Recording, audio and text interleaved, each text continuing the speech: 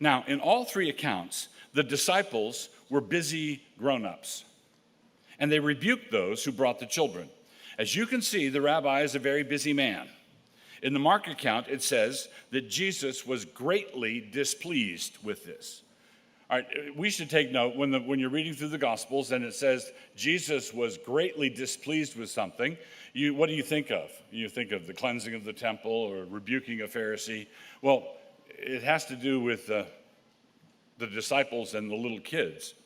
If you want to get that kind of reaction from Christ, then try to get in between him and a child being brought to him. If you want that kind of reaction from Jesus, get in between Christ and a child being brought to Christ. In all three accounts, Jesus requires us to allow the children to be brought to him.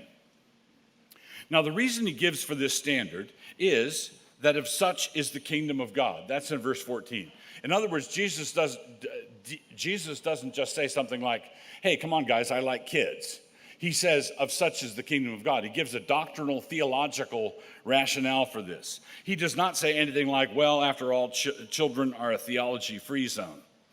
Children are not a theology-free zone. And in addition to all of that, he teaches us that children do not have to become more like adults to come.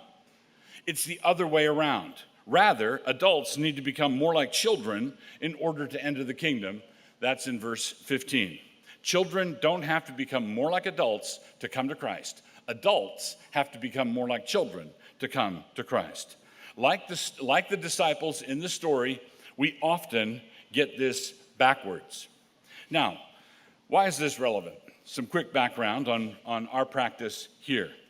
You will have noticed that our children gather to worship the Lord together with the rest of us. We have a service that includes the entire family. Occasionally, a family member can't make it, somebody's sick at home, or a child has to be escorted out for an attitude adjustment or something like that. But by and large, 99% of us are here in the worship service for the whole worship service. We don't have a separate children's church, for example. We all gather together. Your children, if you're new here, your children are most welcome, fidgets and all.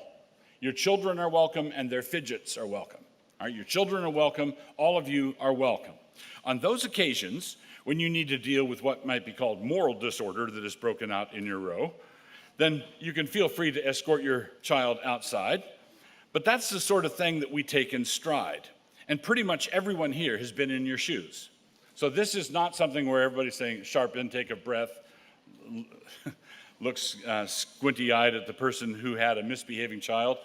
Can you imagine a misbehaving child at church? Yes, every week I see it.